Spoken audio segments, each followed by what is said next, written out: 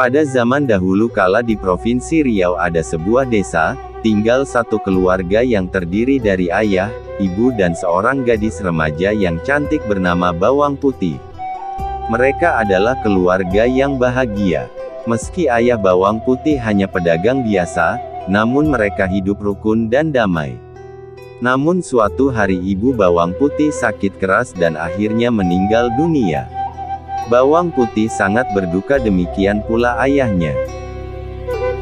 Di desa itu tinggal pula seorang janda yang memiliki anak bernama Bawang Merah. Semenjak ibu Bawang Putih meninggal, ibu Bawang Merah sering berkunjung ke rumah Bawang Putih.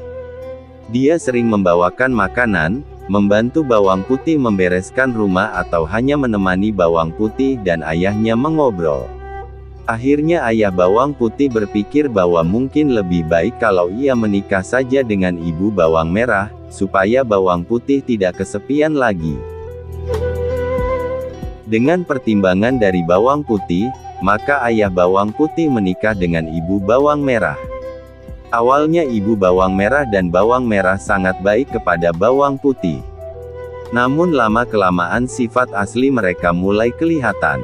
Mereka kerap memarahi Bawang Putih dan memberinya pekerjaan berat jika ayah Bawang Putih sedang pergi berdagang. Bawang Putih harus mengerjakan semua pekerjaan rumah, sementara Bawang Merah dan ibunya hanya duduk-duduk saja. Tentu saja ayah Bawang Putih tidak mengetahuinya, karena Bawang Putih tidak pernah menceritakannya. Suatu hari ayah Bawang Putih jatuh sakit dan kemudian meninggal dunia.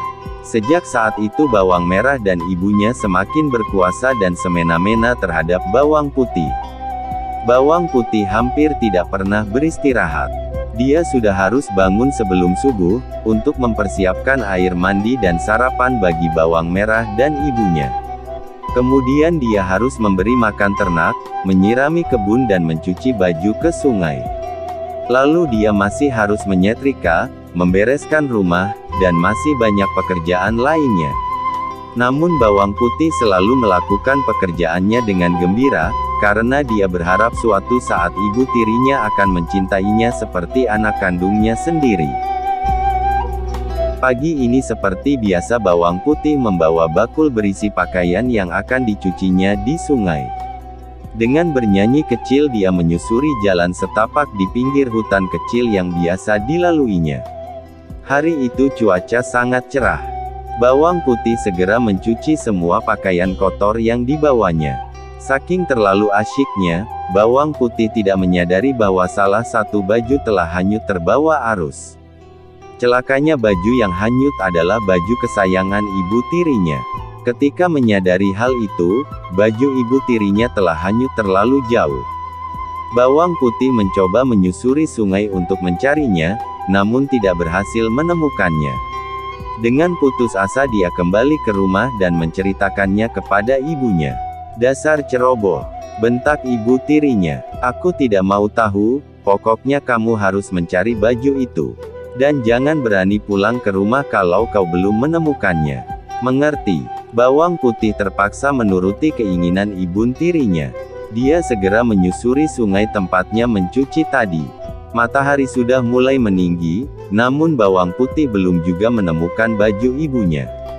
Dia memasang matanya, dengan teliti diperiksanya setiap juluran akar yang menjorok ke sungai, siapa tahu baju ibunya tersangkut di sana. Setelah jauh melangkah dan matahari sudah condong ke barat, Bawang Putih melihat seorang penggembala yang sedang memandikan kerbaunya. Maka Bawang Putih bertanya, "Wahai paman yang baik, apakah paman melihat baju merah yang hanyut lewat sini? Karena saya harus menemukan dan membawanya pulang." "Ya, tadi saya lihat nak. Kalau kamu mengejarnya cepat-cepat, mungkin kau bisa mengejarnya," kata paman itu. "Baiklah paman, terima kasih," kata Bawang Putih dan segera berlari kembali menyusuri. Hari sudah mulai gelap, Bawang Putih sudah mulai putus asa. Sebentar lagi malam akan tiba, dan Bawang Putih. Dari kejauhan tampak cahaya lampu yang berasal dari sebuah gubuk di tepi sungai. Bawang Putih segera menghampiri rumah itu dan mengetuknya. "Permisi," kata Bawang Putih. Seorang perempuan tua membuka pintu. Siapa kamu nak? Tanya nenek itu. Saya bawang putih nek. Tadi saya sedang mencari baju ibu saya yang hanyut. Dan sekarang kemalaman. Bolehkah saya tinggal di sini malam ini? Tanya bawang putih. Boleh nak. Apakah baju yang kau cari berwarna merah? Tanya nenek. Ya nek. Apa, nenek menemukannya? Tanya bawang putih. Ya, tadi baju itu tersangkut di depan rumahku. Sayang, padahal aku menyukai baju itu, kata nenek.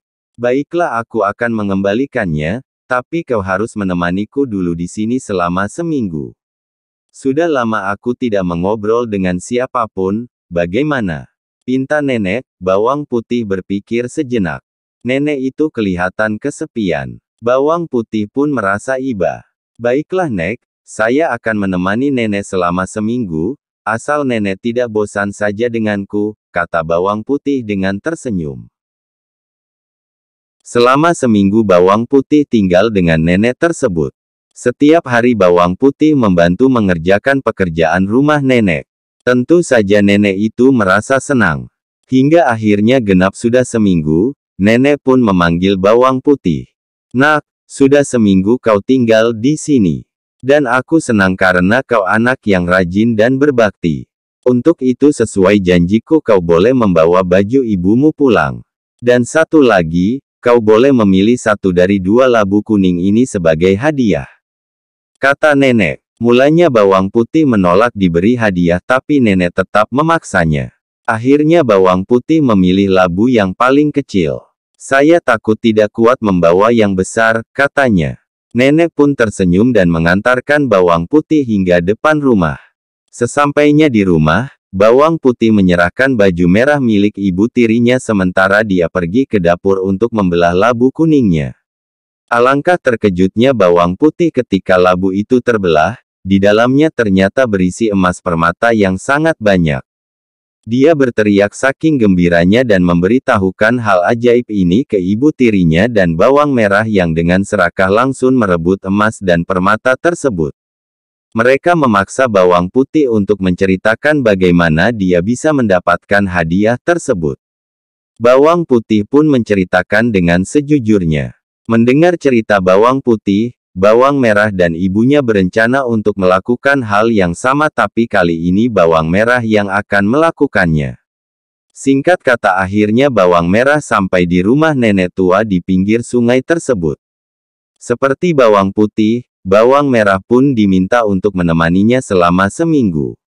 Tidak seperti bawang putih yang rajin, selama seminggu itu bawang merah hanya bermalas-malasan. Kalaupun ada yang dikerjakan maka hasilnya tidak pernah bagus karena selalu dikerjakan dengan asal-asalan. Akhirnya setelah seminggu nenek itu membolehkan bawang merah untuk pergi. Bukankah seharusnya nenek memberiku labu sebagai hadiah karena menemanimu selama seminggu? Tanya bawang merah. Nenek itu terpaksa menyuruh bawang merah memilih salah satu dari dua labu yang ditawarkan.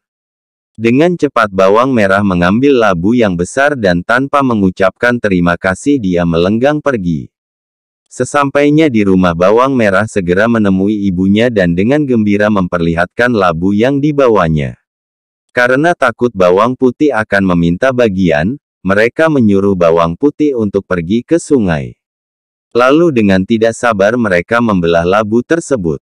Tapi ternyata bukan emas permata yang keluar dari labu tersebut, melainkan binatang-binatang berbisa seperti ular, kalajengking, dan lain-lain. Binatang-binatang itu langsung menyerang bawang merah dan ibunya hingga tewas. Itulah balasan bagi orang yang serakah. Sekian dan terima kasih.